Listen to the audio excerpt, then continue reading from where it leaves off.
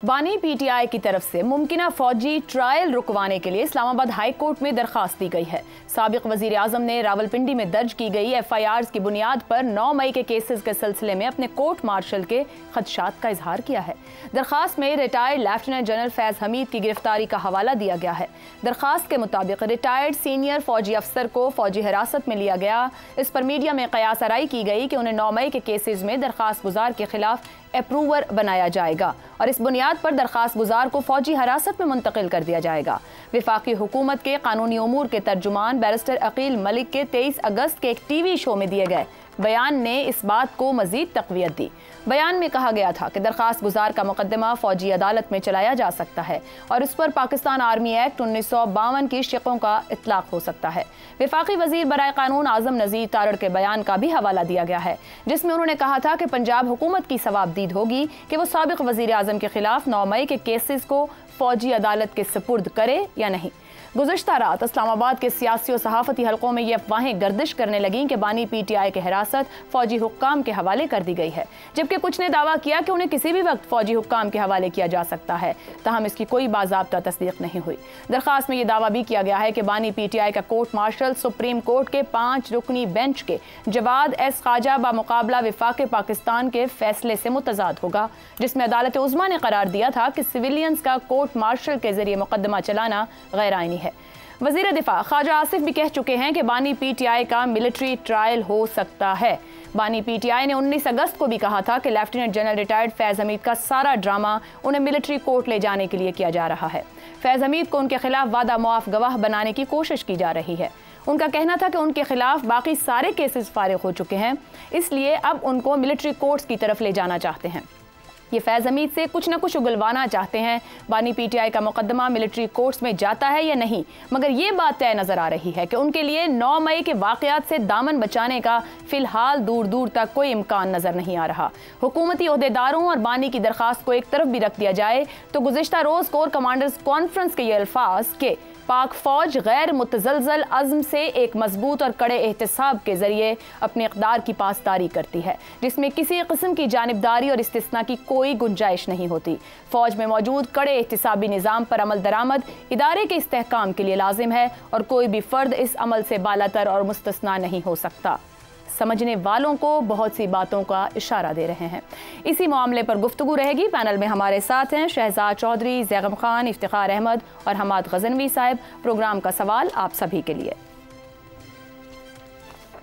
बानी पीटीआई की military trial रुकवाने के लिए इस्लामाबाद हाई कोर्ट में दरखास्त, फैज हमीद की गिरफ्तारी, बहुत कुछ इफ्शा होने की इत्तलात, क्या बानी पीटीआई के खदशात दुरुस्त साबित हो सकते हैं? हमारे साहब, एक तो वही बात कि इतनी जल्दी क्या थी, जैसे मामला सुप्रीम कोर्ट में भी कोई खदशा था, डर था, खौफ था जो ये दरखास्त दायर कर दी गई। दूसरा, कानूनी और सहाफ़ती हलकों में एक तासुर भी मौजूद है कि सानिया 9 मई का जो मामला है, इसे लेकर अब पूरे होमवर्क के साथ चीज़ें आगे बढ़ेंगी। जैसा कि पहले जो केसेज रहे, तोशा खाना अल कादिर यूनिवर्सिटी या इधर जैसे कमज़ोर केस नहीं होंगे।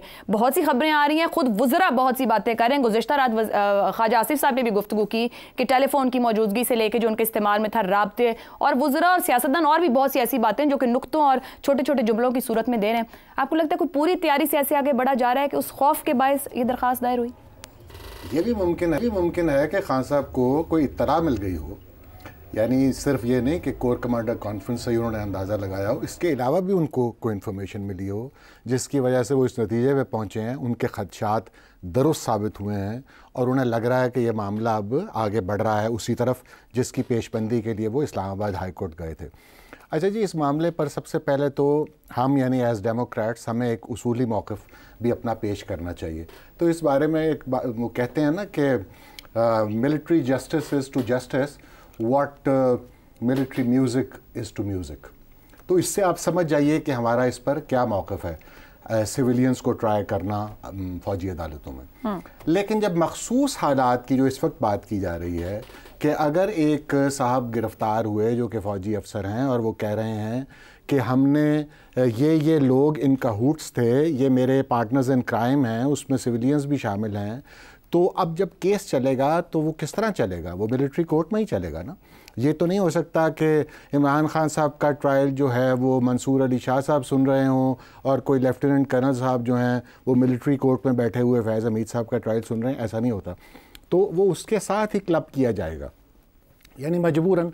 लेकिन ये बात अपनी जगह दुरुस्त है कि इस ट्रायल के सियासी सूरत हाल क्या होगी, असरात क्या पड़ेंगे, ये कितना ट्रांसपेरेंट हो सकता है, इसको कितने लोग सियासी तौर पर, आप ये भी तो देखिए ना कि इसके शवाहिद क्या होंगे, इसके सबूत क्या होंगे, उनके वकला कौन होंगे, और क्या इस सारे प्रोसेस के बाद, वैसे तो जो 21D है लॉ जो है इससे डील करता है, उसमें तो अपील है का हक है, या फिर वो आर्मी चीफ के पास चली जाती है, वो फैसला करते हैं। लेकिन आप हाई कोर्ट में भी जा सकते हैं इस बुनियाद पर कि हमें वो प्रोसीजर फॉलो नहीं किया गया, यानी जो लिखा हुआ है कानून के मुताबिक हमारी रिप्रेजेंटेशन नहीं हो सकी, इस बुनियाद पर वो हाई कोर्ट में भी आ जाता है। इसकी भी मिसालें मौजूद हैं। अच्छा, फैज़ साहब वादा माफ गवाह बन जाएंगे, ये भी एक दिलचस्प बात है, इस पर भी दो फिक्रे बोलना चाहूँगा। खबरें वैसे ये उनके खिलाफ भी कुछ ऐसे लोग हैं, मतलब जो फैज़ साहब के लिए उनके खिलाफ भी। लेकिन मैं बात ये करने लगा था कि ये फ़र्ज़ कर लिया गया है कि फैज़ साहब वादा माफ गवाह बन जाएंगे, और वादा माफ गवाह के हवाले से हमने एक दो फिक्रे दोस्त मेरे बोले भी हैं। बात यह है कि कोई 100 आदमी जो पॉलिटिकल लीडर समझा जाता है, वो गवर्नर साहब कराची वाले क्या जो बड़ा अच्छा गाना गाते थे, वहाँ से लेकर और चौधरी फवाद साहब तक, और बहुत सी फलक नाज, ये क्या लड़कियाँ, बेशुमार लोग हैं जो वादा माफ गवाह नहीं बने हैं। और हम तवक्को रखते हैं कि लेफ्टिनेंट जनरल फैज़ हमीद, को कमांडर जो कई जगह रहे, जो ISI के साबिक चीफ हैं, वो आराम से बैठ के कह देंगे कि हाँ जी मैं तो वादा माफ गवाह बन रहा हूँ। इस तरह नहीं सर, फिर वो जो कल के एलामिया की आखिरी लाइन है वो कुछ और बताती हैं कि, और शायद लॉ में है भी गुंजाइश है नहीं वहाँ पर। मैं सिर्फ कहना ये जा रहा था कि फैज़ हमीद साहब वादा माफ गवाह नहीं बन सकते जब तक कि फैज़ हमीद साहब के सामने ये रखना दिया जाए कि ये नक्शे आपने बनाए थे और ये उसके सबूत हैं, और ये मुल्क से बाहर आपकी कॉल्स ट्रेस हुई हुई हैं। और या तो इस तरह होगा ना, ये नहीं हो सकता कि मुंह से एक आदमी कह देगा जी। तो ये तवक्को रखना ही एक मेरा ख्याल है सादगी की बात होगी। इस पर वैसे इमरान खान साहब अब ये पिछले 5-7 दिनों में बड़े दिलचस्प उन्होंने 2-3 मौक़िफ़ लिए हैं। पहले तो उन्होंने कहा फैज़ हमीद गिरफ्तार हो गए तो हो जाए, मेरा इससे क्या लेना देना। फिर उन्होंने कहा कि फैज़ हमीद गिरफ्तार हो गए तो 9 मई का इनसे पूछताछ होनी चाहिए, तफ्तीश होनी चाहिए। फिर मज़े की बात उन्होंने कही, वो उन्होंने कहा ये कौमी असासा है हमारा। अब वो कह रहे हैं कि वो असासा जो है वो मेरे खिलाफ वादा माफ गवाह बनने जा रहा है। यहाँ तक खान साहब ने, लेकिन वो इससे भी दिलचस्प बात करते हैं कि एक जानिब वो कहते हैं कि वो गुफ्तगू उनसे करेंगे और फिर वो जाके अदालत को कहते हैं कि मुझे बचाएं उनसे। बिल्कुल ठीक है, मैं एक फिक्रा बस आखिर कंक्लूड कर रहा हूँ। इमरान खान साहब के दौर में 25 केसेस मिलिट्री कोर्ट में चले थे सिविलियंस के।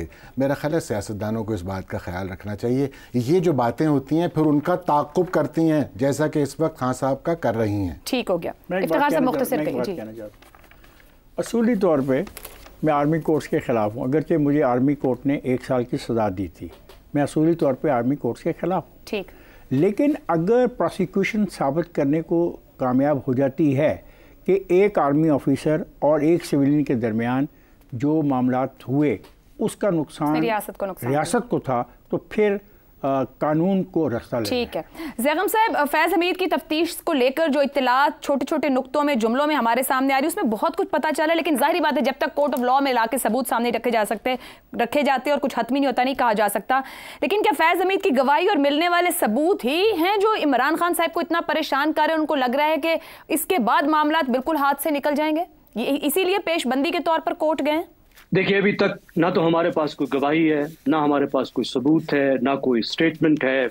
हमारे पास तमाम जो अभी तक बात है वो कुछ लोगों ने, कुछ सहाफ़ियों ने या तो स्पेकुलेट की है या फिर उन्होंने अपने ज़राए से बताया। पहली बात तो ये है। अब जो PTI अदालत में गई है वो एक हाइपोथेटिकल सिचुएशन लेकर गई है, यानी एक मफरूज़ा लेकर गई है, एक फ़र्जी सिचुएशन लेकर गई है और अखबारात के हवाले से लेकर गई है कि इस तरीके से हो रहा है तो फिर इसके नतीजे में ये हो सकता है, तो आप इंटरवीन कीजिए। मेरा नहीं ख्याल कि अदालतें इस तरह से काम करती हैं कि कोई भी अदालत हाइपोथेटिकल सिचुएशन पर डील कर सकती है। उसकी सिर्फ एक सिचुएशन हो सकती है कि सदर पाकिस्तान किसी आइन की क्लॉज के अप्लाई होने के बारे में मशवरा चाहते हों कि इस सिचुएशन में ये कैसा होगा। उसके अलावा तो मेरा नहीं ख्याल कि अदालत इसको सुनेगी। PTI अभी से सियासी पेशबंदी कर रही है मिलिट्री कोर्ट में इमरान खान के ट्रायल की। अभी से वो इस डिबेट को मीडिया में लेकर आ गई है, इस डिबेट को उसने शुरू कर दिया है, नैरेटिव बिल्डिंग शुरू कर दी है, जिसके लिए उसने ये केस दायर किया है जिस पर हमने बात करना शुरू कर दिया है, यानी पीटीआई के नैरेटिव के ऐन मुताबिक हम सब ने चलना शुरू कर दिया है। इसी को नैरेटिव कहते हैं ना, कि उस बॉक्स में हम आ गए हैं और हमने गुफ्तगू शुरू कर दी है। एक तो ये अच्छी बात है, मुबारक हो पीटीआई को कि वो कामयाबी से आगे चल रहे हैं। एक ऐसी दरखास्त दायर करके जिसको नहीं सुना जाएगा, उन्होंने अपने नैरेटिव को बढ़ाना शुरू कर दिया है। अब इसके पीछे खतरा क्या है? देखिए, खदशा बड़ा संजीदा है, क्योंकि जो सुप्रीम कोर्ट में केस चल रहा है फौजी अदालतों के में सिविलियन को ट्रायल करने का, ये मामला उससे मुख्तलिफ है। उसमें है कि सिविलियन ने कोई गलत काम किया और क्या सिविलियन को ट्राई किया जा सकता है, किन सिचुएशन में किया जा सकता है। अब खुद जो पीटीआई के अपने भी लीगल एक्सपर्ट्स हैं, मिसाल के तौर पे मैं अली जफर साहब का हवाला देता हूं, उनकी जो सोच है कि यहाँ पे पैरेलल बनते हैं अटक साजिश केस के। अटक साजिश केस वो है जिसमें ज़ियाउल हक साहब जज थे और ब्रिगेडियर FB अली पर और उनके साथियों पर इल्जाम था कि 1973 में उन्होंने भुट्टो का तख्ता उलटने की कोशिश की। उसमें जो लोग उन फौजियों के साथ थे सिविलियन, उनको भी ट्राई किया गया था। यानी अगर कोई फौजी कोई काम करे और उसमें वो सिविलियन साथ शामिल हो, तो फिर उस फौजी के ट्रायल में सिविलियन शामिल हो जाते हैं। ठीक, ये वो मामला नहीं है जिसको सुप्रीम कोर्ट देख रही है, ये एक मुख्तलिफ मामला है। यानी यहाँ पे को कंस्पिरेटर सिविलियन होगा, फौजी ने कुछ किया है और उसके साथ सिविलियन जो है वो शामिल है और सिविलियन को उसमें साथ में ट्राई किया जाएगा। तो यहाँ पे जो एक सिचुएशन बन रही है वो एक ज्यादा प्लॉजिबल बन रही है, जिसका अमकान काफी है। आप को एक्यूजर की बात कर रहे हैं और इसको प्रूवर नहीं, को एक्यूजर की तरफ जा सकते हैं। जी बिल्कुल ठीक है। जी बहुत शुक्रिया फॉर करेक्टिंग मी। को अक्यूज्ड या को कंस्पिरेटर कह रहा हूं मैं, अगर मैंने गलत बोला है तो माजरत। कि कंस्पिरेसी में जो साथ शामिल हो, ठीक, यानी साजिश की, फौजी ने कमिट किया कोई काम, फौजी ने, उसके साथ सिविलियन शामिल था, अब वो सिविलियन भी साथ ही अदालत में आएगा। एक तो ये बात है। क्या ऐसा होगा हमें मालूम नहीं। क्या जनरल फैज ने कोई ऐसी बात की है, क्या करेंगे हमें मालूम नहीं। क्या ऐसा होना चाहिए? नहीं होना चाहिए। ठीक, इसलिए कि अभी तक इस 1.25 साल में, 1.5 साल में जो 9 मई के मुकदमात चलाए गए हैं वो इतने अच्छे तौर पर नहीं चलाए गए कि एक साबिक वजीर आजम को भी आप 9 मई के केस में एक ऐसी अदालत में लेकर जाएं। देखिए, ये बुनियादी तौर पर इंतजामी अदालत है। यहाँ पर फौजी अफसरान के भी जो फंडामेंटल राइट्स हैं वो एक तरफ रख लिए जाते हैं। ठीक हो गया। वो एक तरफ इसलिए रखे जाते हैं कि उन्होंने खुद इस बात को कमिट किया है कि मुल्क का दिफा करेंगे और वो अपने फंडामेंटल राइट्स कुछ जो हैं उससे दस्तबरदार होंगे, इसलिए ये अदालत इस तरह चलती है। लेकिन क्या उस तरीके से एक साबिक वजीर आजम को आप ट्राई करेंगे? उसकी क्या पॉलिटिकल इम्प्लीकेशंस होंगी? मेरा ख्याल है फौज को अपने आप को इससे दूर रखना चाहिए। अगर कोई सबूत आते हैं तो उन सबूतों के साथ इस मामले को इमरान खान की हद तक सिविलियन कोर्ट्स में लेकर जाना चाहिए। हो गया। और एक ऐसा रद्द अमल आया भी था जिसमें कहा गया था कि जब आपकी बारी आएगी तो ओपन ट्रायल में चलेंगे। जी शहजाद साहब कहिए। आयशा जी। अच्छा, मैं एक तो क्विकली, वो फैज हमीद की बात थी कि अप्रूवर हो सकता है या उससे मर्जी की स्टेटमेंट ली जा सकती है या वो उगल देगा ये चीज़ें। मैं अपनी जो पोजीशन है उस पर कायम हूँ कि हाँ ये मुमकिन है, चाहे वो DGISI था या जो कुछ और था, उसकी बहुत सारी वजूहात हैं। मैं इस वक्त जाना उनमें मुनासिब नहीं है। एक बात तो ये होगी। दूसरी बात, देखिए अभी जिक्र किया ज़ैगम साहब ने 1974 के ट्रायल का, ज़ियाउल हक वाला जो कोर्ट मार्शल, जहाँ तक मुझे याद पड़ता है इसके अंदर सिविलियन वकील जरूर थे जो कि डिफेंडेंट्स को सपोर्ट कर रहे थे। मेरा ख्याल है कोई सिविलियन एक्यूज नहीं था, इसमें सिर्फ फौजी अफसरान थे। ठीक है। और इस मामले में, इमरान खान के मामले में, अगर ये जब ट्रायल होता है, अली जफर ने ये कहा है, मुझे भी लाया जाता है फैज हमीद के खिलाफ। ठीक, चलें इसको रीचेक कर लेंगे दोबारा बाद में। जी शहजाद साहब मुकम्मल करें। अच्छा चले, मैं हो सकता है मैं गलत हो सकता हूँ, तो अगर इसको लिया भी जा सकता है, इमरान खान को लाया जा सकता है कटारे में, तो उसके बारे में प्रोसिक्यूशन एक ऐसा केस तैयार कर सकती है इसी मिलिट्री कोर्ट के अंदर, जो कि फिर सिविलियन अदालत को, हाई कोर्ट को भेजा जा सकता है ट्रायल के लिए, जो कि ट्रायल कोर्ट भी बन जाता है। तो मेरा ख्याल है ये रास्ता मुझे ज्यादा लाइकली नजर आता है कि प्रोसिक्यूशन वहां पे है, उसने सबूत सारे जमा कर दिए और कहा कि जी ये मुकदमा आप ट्राई करें, हमारे हिसाब से ये आदमी एक्यूज्ड है और बिल्कुल ये मुजरिम है। दुरुस्त हो गया जी।